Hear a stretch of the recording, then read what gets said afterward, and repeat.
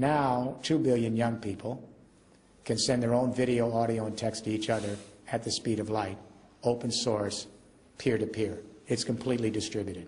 Think file sharing, YouTube, Wikipedia. Revolution. Facebook. It's a revolution, the blogosphere. This ICT revolution, communication information revolution, is just now, in the last year, beginning to converge with a new energy regime, distributed energy. When distributed communication converges and begins to manage distributed energy, we have a powerful third industrial revolution that could jumpstart the global economy, take us to post-carbon era, create a sustainable quality of life if we get there in time. All right? So what are distributed energies? We have to distinguish them from elite energies, which I grew up on. Elite energies are coal, oil, gas, and uranium because they're not found in the backyard. They're only found in certain places in the world.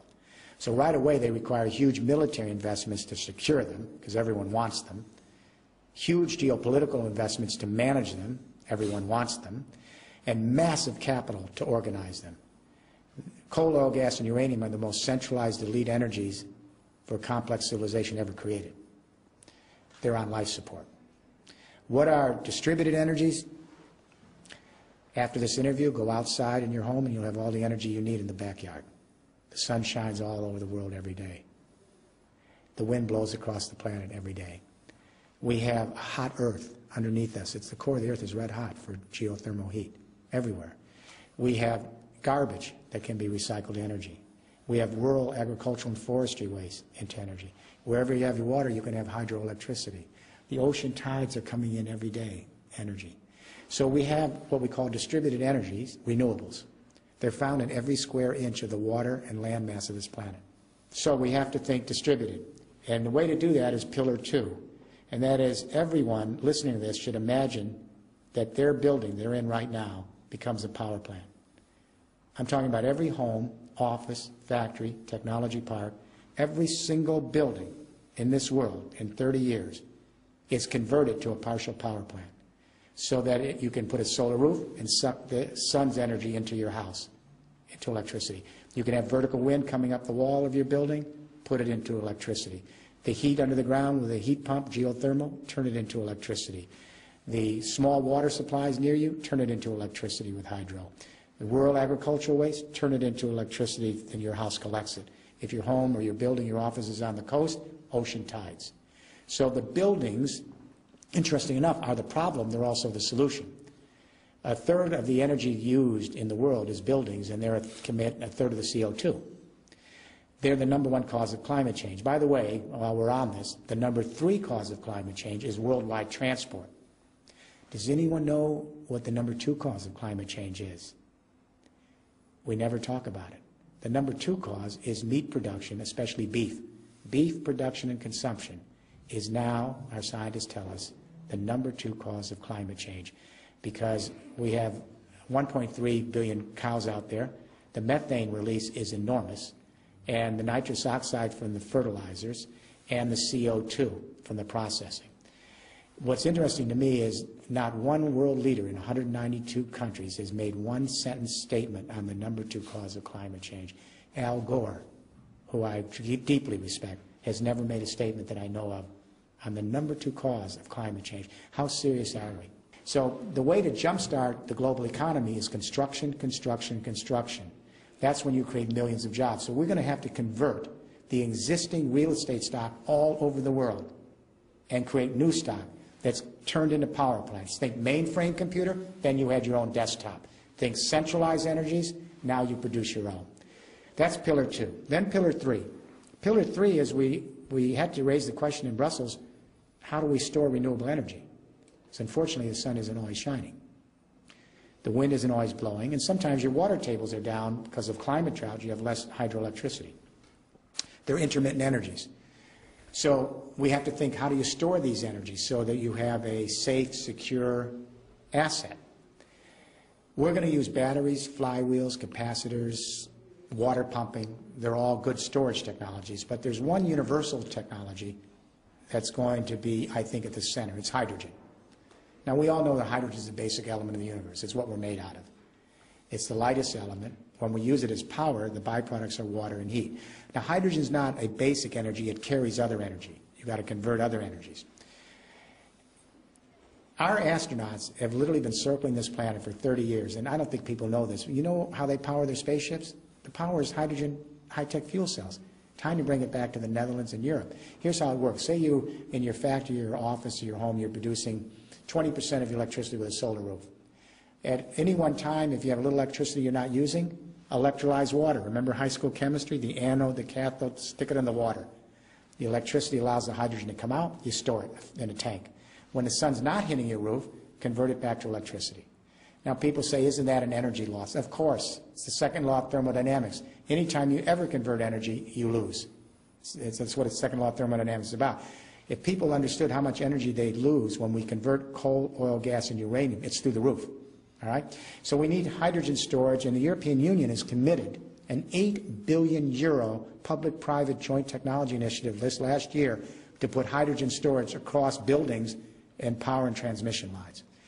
So, Pillar 1, renewable energies. The EU is committed to a third of the electricity, 20% of the energy. Pillar 2, we convert all of our buildings to power plants. Pillar 3, we store it with hydrogen. And then Pillar 4, this is where that communication revolution converges with the distributed energy revolution. We use the exact same technology that created the Internet. It's identical. We take the power grid of the Netherlands and the EU, and in 25 years, we convert that transmission lines into an intergrid, an intelligent utility network that exactly operates like the Internet. Technology is already here.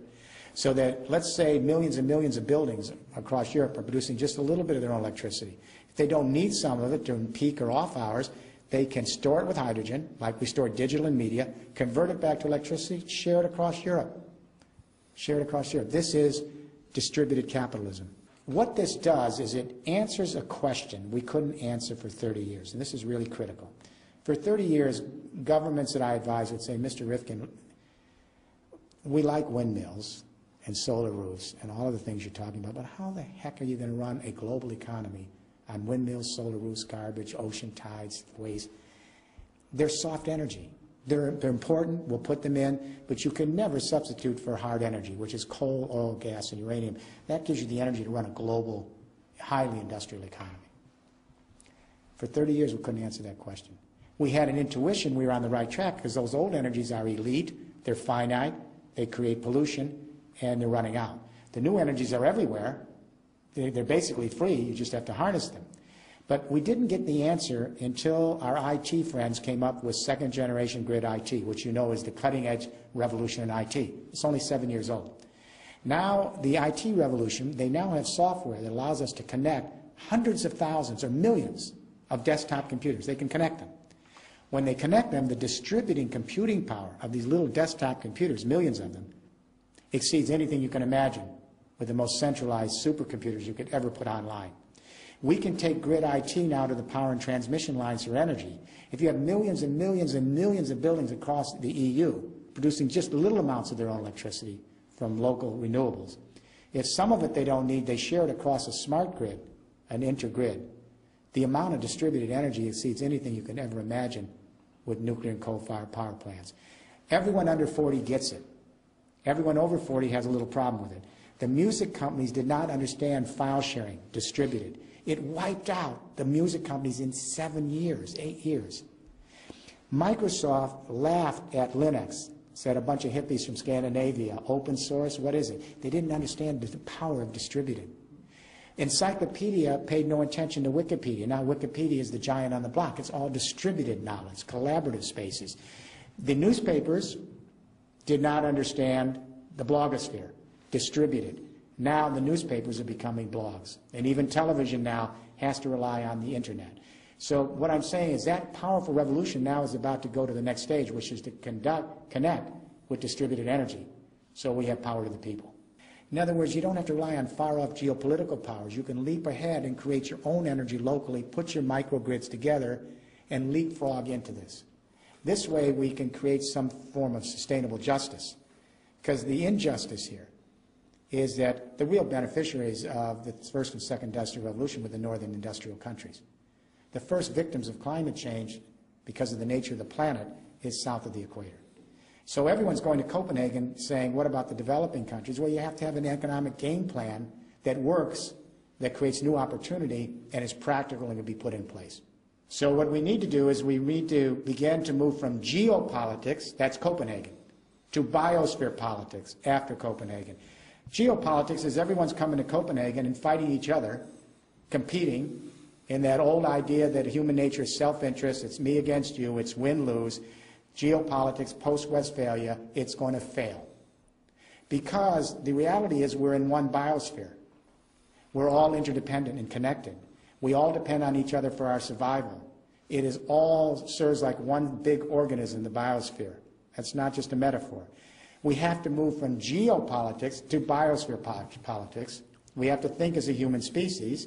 We have to think as Homo sapiens. We have to create global consciousness if we're going to move this third industrial revolution and create a new civilization, an empathic civilization. It can be done. The Netherlands has an enormous opportunity here, an enormous opportunity, because the Netherlands is going to be the first victim of climate change in Europe, for sure.